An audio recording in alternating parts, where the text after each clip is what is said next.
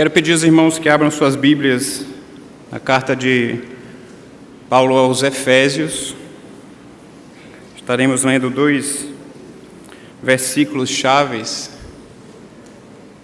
da nossa vida cristã, muito conhecido dos irmãos. Efésios, capítulo 2, estaremos lendo versos 8 e 9. Carta de Paulo aos Efésios, capítulo 2, versos 8 e 9, diz o seguinte: Porque pela graça vocês são salvos, mediante a fé. Isso não vem de vocês, é dom de Deus. Não vem de obras, para que ninguém se glorie. Vamos orar. Deus e Pai, em nome de Jesus, nós clamamos a Ti, Senhor, que Tu tenhas misericórdia, que Tu fales ao nosso coração nessa noite, a Tua palavra, que ela penetra profundamente no nosso coração, que ela possa encontrar morada, Senhor. Que nós possamos sair daqui transformados por essa palavra, que continua sendo uma palavra viva, continua sendo uma palavra profunda, continua sendo uma palavra verdadeira aos nossos corações. E é isso que nós clamamos, em nome de Jesus. Amém. Meus irmãos, nós conhecemos o que é graça, o que é a graça de Deus. A gente lembra do apóstolo Paulo, então, conversando com o Senhor, e ele descobriu o que era a graça. Deus falando com ele, ele descobriu o que era a graça. A minha graça te basta. Quantas vezes nós temos situações nas nossas vidas em que nós lembramos dessa situação do apóstolo Paulo, e a gente acaba verbalizando, e eu não sei se é só eu ou se os irmãos também, a gente lembra e fala: Senhor, a Tua graça me é suficiente. Mas é bem verdade, meus irmãos, que mesmo conhecendo o que é graça, que é um favor imerecido, como nós lemos aqui, que ela vem mediante a fé, que não vem de nós, é um dom de Deus. Mesmo assim, quer queira, quer não, de uma maneira humana que nós o somos, nós talvez achamos que somos merecedores dessa graça. Pastor Charles Swindoll, autor norte-americano de mais de 40 livros, em um dos seus livros que ele fala sobre graça, e eu estava relendo essa semana um livro dele excepcional, e ele fala uma história pessoal ilustrando o que é a graça de Deus. E ele cita: lembro-me muito bem da última surra que eu levei. Aliás, aconteceu exatamente quando eu estava completando 13 anos. Acabava de entrar no complexo mundo dos adolescentes e achava que já era grande coisa. Meu pai não estava nem longe tão impressionado quanto eu com a minha grande importância e independência recém-descobertas. Eu estava deitado na minha cama, ele estava do lado de fora, numa tarde quente e abafada de outubro, na cidade de Houston, tirando o mato do jardim. Ele disse: Charles, saia daí e me ajude a tirar o mato do jardim. E eu disse alguma coisa como: não, hoje é o meu aniversário, lembra-se? O tom da minha voz foi petulante e a minha deliberada falta de respeito foi clara. Eu sabia muito bem como desobedecer a meu pai, mas afinal de contas, eu tinha toda a maturidade de uma pessoa com 13 anos de idade. Meu pai estabeleceu um novo recorde dos 100 metros rasos naquela tarde de outono, entrando em casa e partindo para cima de mim imediatamente, batendo-me durante todo o caminho até o jardim. Pelo que me lembro, arranquei mato até a lua começar a brilhar sobre as flores. Naquela mesma noite, ele me levou para jantar fora de surpresa. À tarde deu-me o que eu merecia. À noite eu recebi o que eu não merecia. Aquele jantar foi um aniversário de graça. A graça de Deus é esse favor imerecido, que por mais que nós façamos alguma coisa, que por mais que outras religiões declarem e acham que a salvação vem através de obras, nós fazemos obras porque nós somos salvos e não para sermos salvos. A graça, ela é um dom de Deus. A graça é algo que nós ouvimos falar, então, continuamente em nossas vidas, principalmente quando nós temos uma vida ao lado de Cristo, uma vida de um relacionamento profundo com Ele, uma vida de intimidade com Cristo. E nós, quando conhecemos o seu amor, e nós, quando conhecemos da sua misericórdia, nós podemos vivenciar, então, dessa graça. Mas eis um grande desafio para mim e para você, quando nós pensamos em graça, quando nós pensamos numa vida que fomos um dia transformados, um dia que nós fomos salvos. E quantas vezes nós estamos aqui nos momentos de oração, seja em grupos ou no dia do culto de oração, naquele momento antes, e eu creio que só muda o endereço da igreja, mas nós sempre estamos agradecendo a Deus pela salvação. Porque é o maior presente que nós podemos ter, e esse presente, ele vem através de um favor imerecido. Ele vem mediante a fé. Ele é um dom de Deus. Mas o desafio para mim e para você é que nós, como cristãos, que um dia fomos alcançados por essa graça, nós termos uma vida que transborde verdadeiramente essa graça. Eu quero compartilhar com vocês nessa noite alguns desafios de uma vida que transborda graça. Em primeiro lugar, uma vida que transborda a graça de Deus é uma vida que vive com generosidade. É difícil ou praticamente impossível nós entendermos um cristão que não vive uma vida de generosidade. Na igreja primitiva, nos primeiros dias ali da igreja primitiva, a generosidade do povo de Deus era muito notória. Nós lemos isso em Atos, a partir do capítulo 4, versos 32 a 35, quando a palavra de Deus fala: da multidão dos que creram era um o coração e a alma. Ninguém considerava exclusivamente sua nenhuma das coisas que possuía. Tudo, porém, lhes era comum. Com grande poder, os apóstolos davam testemunho da ressurreição do Senhor Jesus. E em todos eles havia abundante graça. E em todos eles havia abundante graça. Não havia nenhum necessitado entre eles, porque os que possuíam terras ou casas, vendendo-as, traziam os valores correspondentes e os depositavam aos pés dos apóstolos. Então se distribuía a cada um, conforme a sua necessidade. Muitos vão defender que esse texto, ele era por conta de outra época, era por conta de outras motivações, era por conta de outro contexto, e isso é verdade. Contexto que os nossos irmãos ali da época da igreja primitiva vivenciavam, era um contexto logo depois da morte e ressurreição de Cristo. Eles viviam na expectativa da volta de Cristo, então eles viviam incentivados por essa realidade.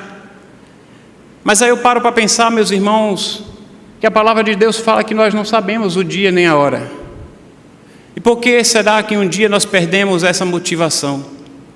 Por que será que um dia nós perdemos essa perspectiva da volta do Senhor? Por que será que a gente dá tanto valor para tanta coisa insignificante e deixamos de lado muitas vezes aquilo que é essencial? Por que será que nós deixamos de viver uma vida generosa com uns irmãos, uns aos outros? E aí eu fico pensando se realmente era uma situação tão diferente. E era realmente diferente, porque naquela época os nossos irmãos da igreja primitiva, eles permitiam que as suas vidas transbordassem a graça de Deus. Precisamos talvez resgatar essa característica nas nossas vidas nos dias atuais. Para viver uma vida de generosidade, você não precisa ter uma condição financeira dos sonhos, aquele carro dos sonhos, aquela casa dos sonhos, aquele emprego dos sonhos, aquela posição social dos sonhos. Mas para viver uma vida de generosidade, precisa ser uma vida que permita ser movida pelo Espírito Santo para agir conforme a sua vontade. Lucas, capítulo 16, verso 10, a palavra de Deus fala: quem é fiel no pouco, também é fiel no muito. E quem é desonesto no pouco, também é desonesto no muito. Quantas vezes as nossas vidas não têm sido vidas que transbordam a graça de Deus, porque nós estamos olhando somente para a realidade das nossas vidas.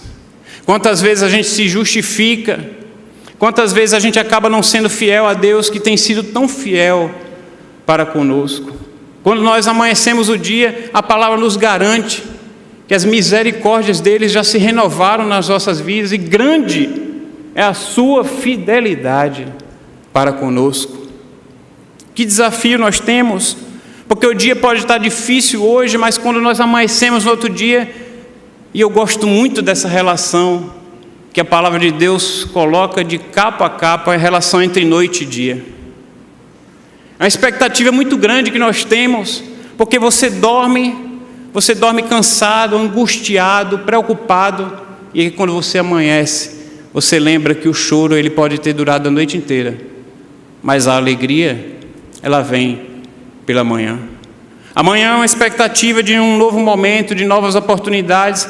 É um momento de lembrar da fidelidade do Senhor para conosco. Mas às vezes a gente fica criando desculpas em não sermos pessoas generosas, pessoas que façam diferença na vida daqueles que convivem ao nosso lado. E talvez realmente você conheça alguém tão pobre muito mesmo, que ele não tenha condições de ajudar ninguém. Talvez seja alguém tão pobre que a única coisa que ele tenha na vida é dinheiro. E quando eu falo de uma vida de generosidade, a gente já pensa no financeiro. Mas uma vida de generosidade é uma vida altruísta.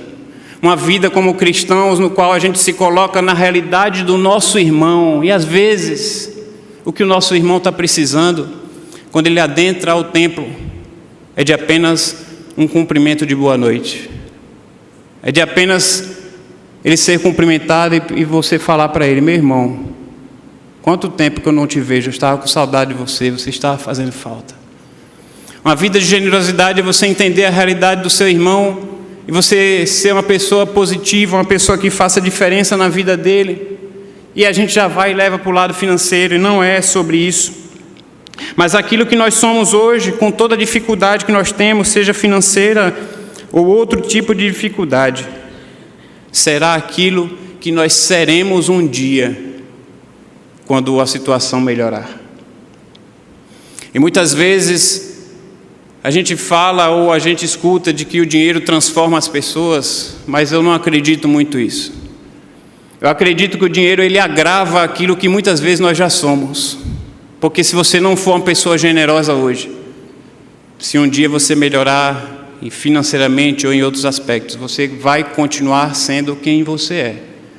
Talvez só vai destacar mais um pouco essa condição.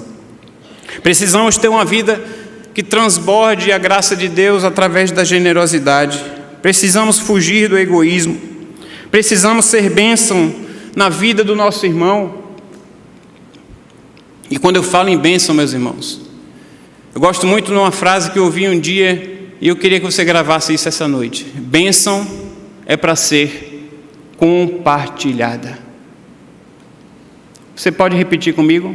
Bênção é para ser compartilhada. Você já parou para pensar nisso? Às vezes Deus te coloca numa posição que você pode abençoar outros irmãos. Há alguns dias atrás, vários dos irmãos estávamos aqui no culto de ação de graças da irmã Débora Guimarães. Eu não tive a oportunidade de conviver com a irmã Débora, mas de ouvir falar. E foi muito bonito aquela noite, quando o irmão Ivan deu um testemunho aqui sobre a irmã Débora. E uma das características que ele falou da irmã Débora, que ela não sossegava, enquanto ela soubesse que o irmão estava desempregado. E ela articulava isso, e ela ficava pensando noites e noites sem dormir, até conseguir lembrar de um empresário que tinha na igreja, conversar com aquele irmão e conseguir um emprego para o irmão que estava desempregado. E não era ela que ia empregar ninguém. Mas quantas vezes nós temos condições de abençoar, seja na posição que Deus te colocou, seja dando uma carona, seja dando um aperto de mão, seja tratando o irmão bem. E nós não o fazemos. Bênção é para ser compartilhada. Você tem algo que pode compartilhar com seu irmão? Então, meu irmão, compartilhe.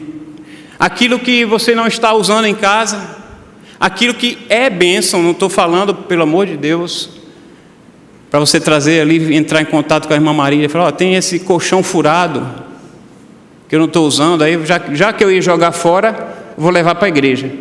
Eu sou o primeiro a brigar com essas situações. Eu estou falando daquilo que você tem, que às vezes você não está usando, que é bênção para outro, mas não é bênção mais para você. Quantas vezes fazemos campanhas de oração, e aí eu fico pensando que aquele pedido de oração que os nossos irmãos fazem, muitas vezes, a solução está ao nosso alcance. Porque a bênção muitas vezes não está sendo compartilhada. A forma como nós agimos, ela pode ser uma forma que abençoa a vida do nosso irmão, ou pode ser uma forma que impede a bênção na vida do outro. Uma vida que transborda a graça de Deus é uma vida vivida com generosidade, ali como os nossos irmãos na igreja primitiva.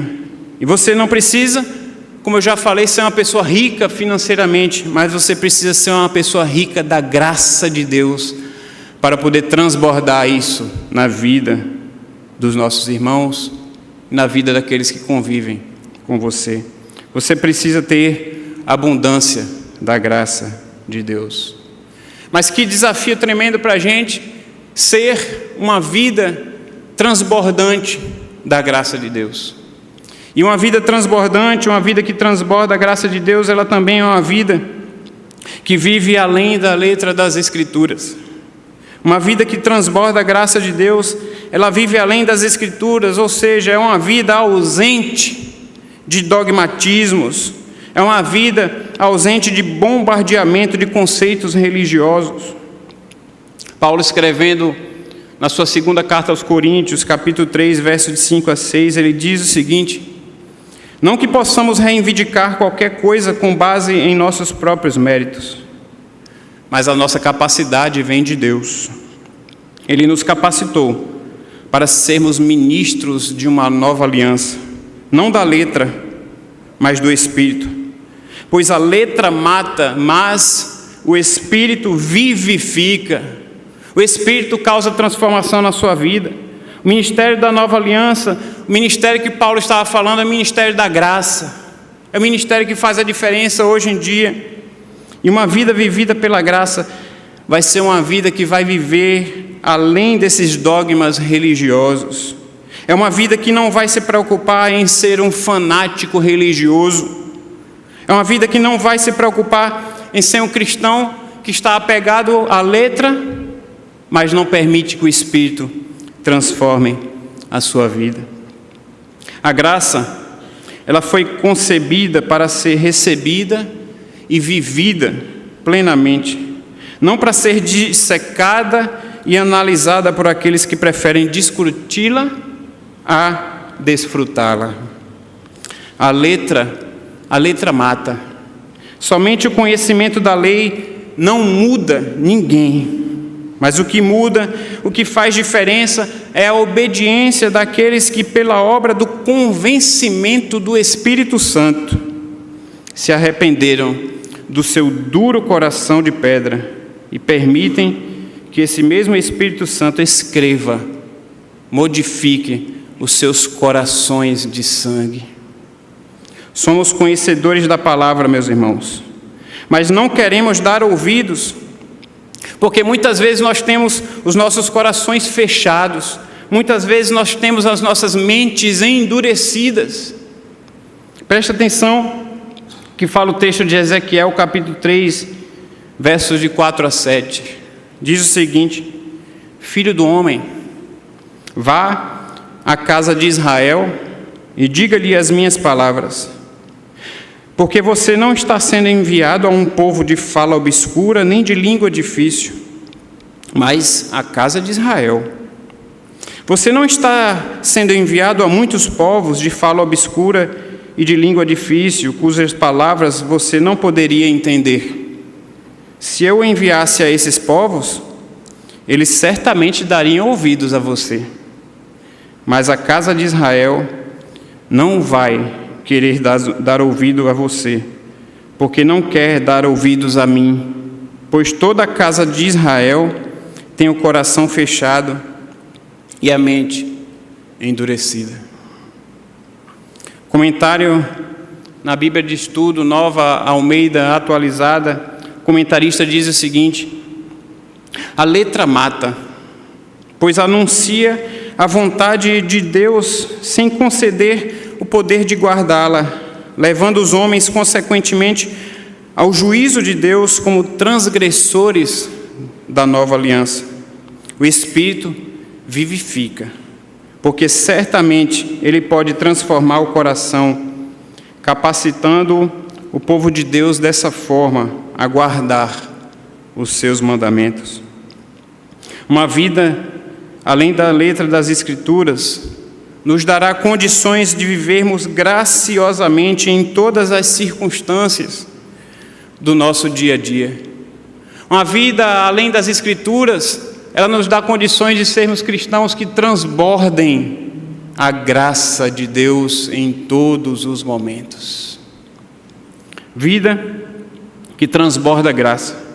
Uma vida que transborda a graça de Deus também é uma vida que vive liberta dos erros do passado, das condições que outrora fomos.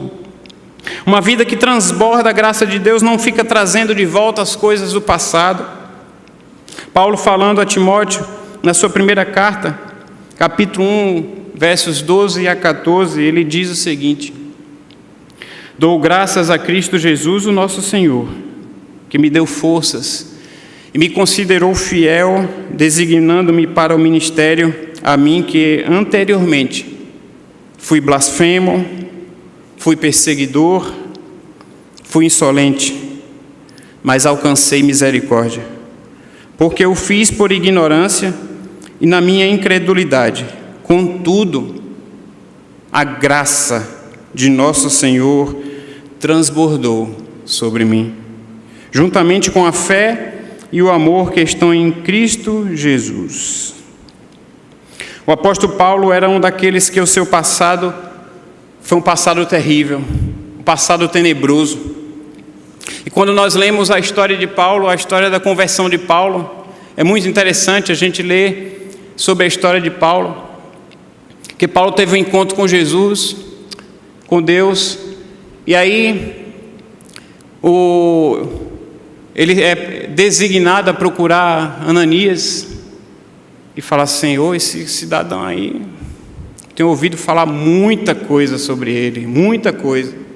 Esse cidadão aí é blasfemo, é perseguidor da palavra, é insolente, ele manda prender cristãos, esse cara aí não tem jeito não. Mas a graça foi mais que abundante. A graça do nosso Senhor transbordou sobre a vida de Paulo, e a blasfêmia foi tão grande no passado, mas a graça foi muito maior no presente, quando teve a sua vida transformada. E se então nós trocássemos, e se então nós contextualizarmos a palavra do que Paulo falou a Timóteo, e no lugar daquelas palavras, ele tivesse colocado então: eu fui divorciado, eu fui adúltero, eu fui assassino, eu fui homossexual, eu fui viciado, eu fui ex-presidiário, eu fui garoto de programa, eu fui fracassado financeiramente, eu fui um ladrão. Como seria a nossa reação? Porque, meus irmãos, às vezes nós somos especialistas em colocar diante das pessoas os seus erros. Falamos sobre a graça de Deus, pregamos, ouvimos, testemunhamos sobre a graça de Deus, mas quando chega a hora de praticar essa graça, aí é um problema. Aí nós verbalizamos, igual aconteceu lá na história de Paulo: Senhor, esse cidadão aí, ele matou, ele adulterou, ele roubou, ele foi teimoso, ele fraudou o governo. Esse cidadão aí não tem jeito não. Quando esse cidadão entra no templo, seja da Igreja Batista da Capunga ou da igreja que você convive, que você congrega, que você é membro, e a gente acaba se comportando muitas vezes dessa forma, talvez muitas vezes sem perceber. Tive o privilégio, alguns dias atrás, ganhar um livro, quando meus pais foram lá para Fortaleza, falar no encontro de pastores, e ali em Fortaleza tem um grande amigo nosso, que é conhecido de alguns irmãos da igreja, pastor Idelbrando Cerqueira. Pastor Idelbrando Cerqueira, ele é pastor da Igreja Batista Candeias, lá em Fortaleza. Ele é sobrinho neto do pastor Guimarães. Pastor Idelbrando, em seu livro recém-escrito, recém-publicado, que chama-se Tons de Laranja, abandonando a religiosidade em busca do caminho, ele diz o seguinte: a igreja é um hospital, um lugar de doentes.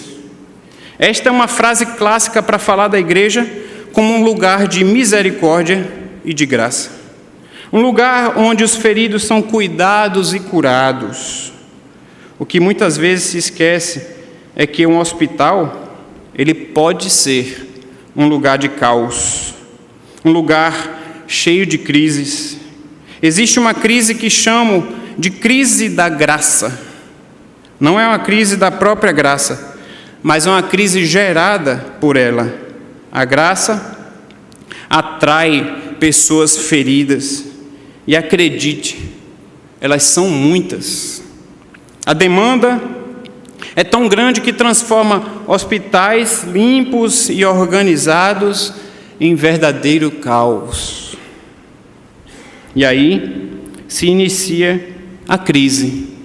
Dor, sangue, feridas expostas, cansam os olhos e endurecem o coração.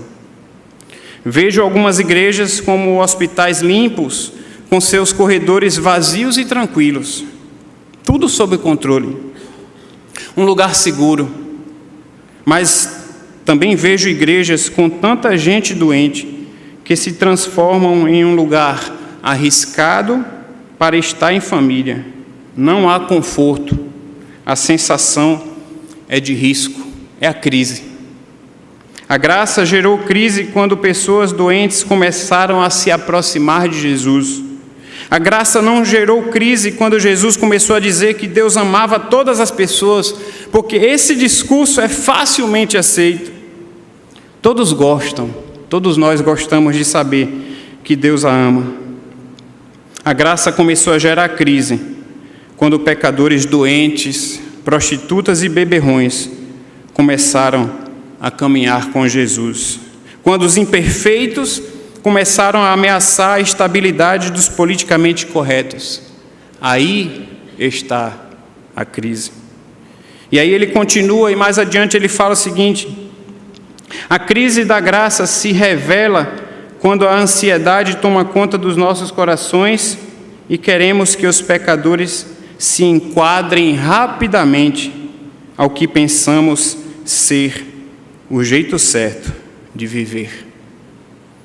Meus irmãos, nós somos muito mais hábeis em fazer com que as pessoas fiquem presas ao seu passado do que em vivenciarmos a graça de Deus, para fazê-las então superar aquilo que elas viveram um dia, para fazer com que nós possamos ter condições de conviver com elas, ter condições de transbordar a graça de Deus na vida delas.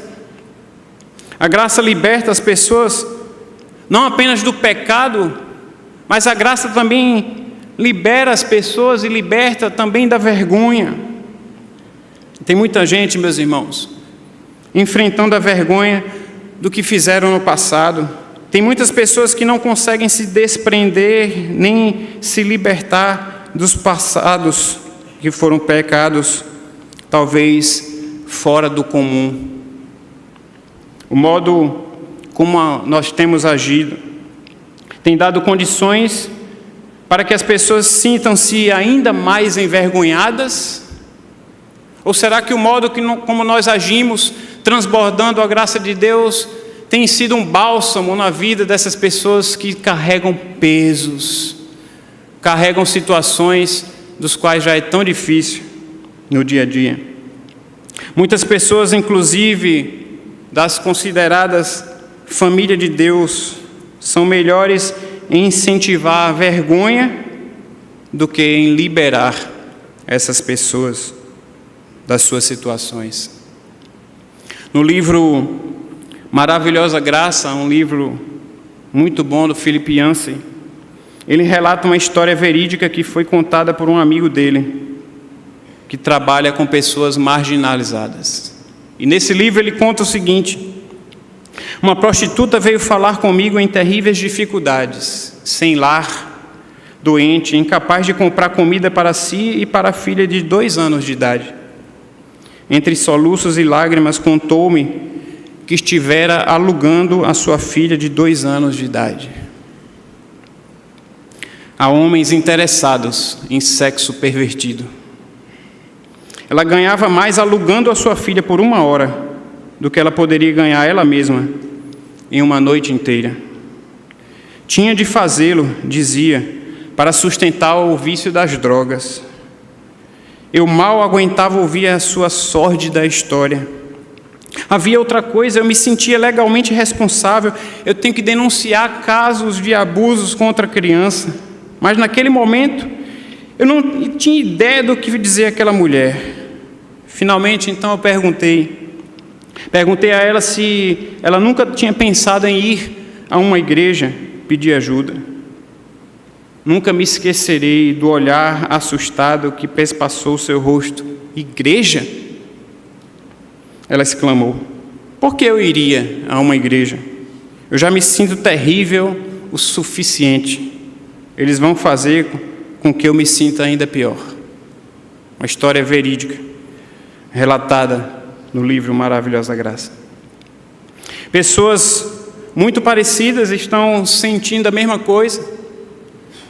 Pessoas com histórias de vida sofrida, que muitas vezes não estão encontrando graça através das nossas vidas. Porque muitas vezes as nossas vidas não estão sendo vidas que transbordam essa graça de Deus. Nós nos achamos merecedores da graça de Deus, mas nós achamos que o outro, ele não é merecedor da graça. Porque nós achamos que o outro, ele tem uma vida pior do que a nossa. Porque nós achamos que o outro é indigno, que o outro não é merecedor do amor e da graça de Deus. Eu lembro, alguns anos atrás, quando eu morava em São Paulo, aí Deus colocou um desafio para mim e fui convidado para falar no acampamento de carnaval lá em Porto Velho. E fizeram uma fake news comigo, que disseram que eram de uma igreja. Eu cheguei lá, tinha 3 igrejas no acampamento. Mas foram dias abençoados ali, em meio àquele povo tão querido. E aí lá, naquelas 6 momentos que tivemos ali durante aqueles dias de carnaval, eu estava lá acampando com os irmãos, e uma irmã me procurou e falou: pastor, eu queria fazer uma pergunta para você. Eu falei: diga, minha irmã, se eu souber responder, eu respondo. Se eu não souber, eu procuro ajuda dos universitários. E ela perguntou para mim o seguinte: pastor, eu fico muito... me traz uma indagação muito grande em pensar que o ladrão ao lado da cruz, quando Cristo estava sendo crucificado, que a palavra fala que Jesus falou para ele que ainda hoje tu estarás comigo no paraíso. Isso é verdade? Eu falei: é verdade, minha irmã. Sinceramente, pastor, eu acho isso muito injusto. Foi a resposta dela. Olha, pastor, eu acho isso muito injusto. Pronto, como se fosse os jovens falando hoje, falaria assim, hashtag pronto falei. Desabafei, falei o que eu penso. Eu falei assim, por que a irmã acha injusto? Ela falou, eu acho injusto, pastor, porque, por exemplo, eu nasci num lar cristão. Eu estou na igreja toda a minha vida. Nunca aprontei, nunca usei drogas, nunca bebi, nunca aprontei com meus amigos. E aí no fim da vida, uma pessoa dessa, ele vai estar comigo lá no paraíso, que ele aproveitou de tudo na vida. Eu dei uma risada e falei, sim, minha irmã, ele vai estar. Mas a irmã está pensando errado. Porque na hora que a irmã pensa que foi bom para ele aproveitar, e eu coloco aqui entre aspas, de ter um momento de aproveitar a vida, quando na realidade ele estava perdendo toda uma vida de relacionamento ao lado de Deus. O privilégio era seu, irmã. O privilégio é seu de ter nascido num lar cristão, de ter um relacionamento com Deus. E nós esquecemos muitas vezes que nós somos salvos não por obras para que ninguém se glorie. Mas muitas vezes nós achamos que somos mais merecedores da graça. Porque nós nascemos num lar cristão, porque nós temos 50 anos de capunga, porque a gente participa de algum departamento, porque a gente canta em algum coral, porque a gente faz alguma atividade, e não é por obras para que ninguém se glorie. Meus irmãos, eu quero pedir a Deus que nós possamos ter condições de fazer da nossa vida um objetivo de buscar constantemente a graça de Deus. Que a graça de Deus ela possa transbordar nas nossas vidas. E Paulo, falando a Timóteo, diz, e eu espero que seja realidade na minha vida e na sua: fortifique-se na graça que há em Cristo Jesus. É a tua graça que liberta, é a tua graça que me cura, é a tua graça que sustenta a minha vida, é a tua graça que faz diferença na minha vida e na sua, porque pelo teu sangue eu tenho acesso à tua graça preciosa. E por isso nós louvamos, por isso nós amamos a esse Jesus. Que as nossas vidas possam então transbordar a graça de Deus, que as nossas vidas possam estar firmadas sobre a rocha que é Cristo Jesus. Essa é a minha oração nessa noite, em nome de Jesus. Vamos orar. Deus e Pai, em Teu nome, Senhor, nós clamamos nesse momento. Nós clamamos, Senhor, porque muitas vezes nós nos achamos dignos, muitas vezes nós nos achamos merecedores. Talvez, ó Pai, não com palavras, mas talvez nós nos achamos merecedores com as nossas atitudes. Ó Pai, por favor, Senhor, por favor, eu peço a Ti que a partir da minha vida, a partir da vida de cada irmão aqui nessa noite, nós possamos ter, as nossas vidas sejam um testemunho vivo daquilo que Tu tens feito. Não porque nós somos melhores que ninguém, não porque nós somos merecedores, mas porque um dia nós fomos alcançados pela Tua graça. E é a Tua graça que nos liberta, é a Tua graça que nos cura, é a Tua graça que transforma as nossas vidas, Senhor. É a Tua graça que pode transformar a vida daquela pessoa que foi tão insolente, tão teimoso, tão perseguidor, tão promíscuo quanto o apóstolo Paulo foi, e foi transformado pela Tua graça preciosa. Ó Pai amado, eu clamo a Ti, Senhor, por favor, que cada pessoa que convive conosco, cada colega de trabalho, cada parente, cada colega de faculdade, cada vizinho, aqueles que convivem perto de nós, ó Pai, possam enxergar através da nossa vida uma vida transbordante da Tua graça, ó Pai. Nos usa como instrumento nas Tuas mãos, um instrumento para a proclamação dessa graça preciosa, em nome de Jesus. Amém. Amém. Que Deus abençoe a vida de cada um.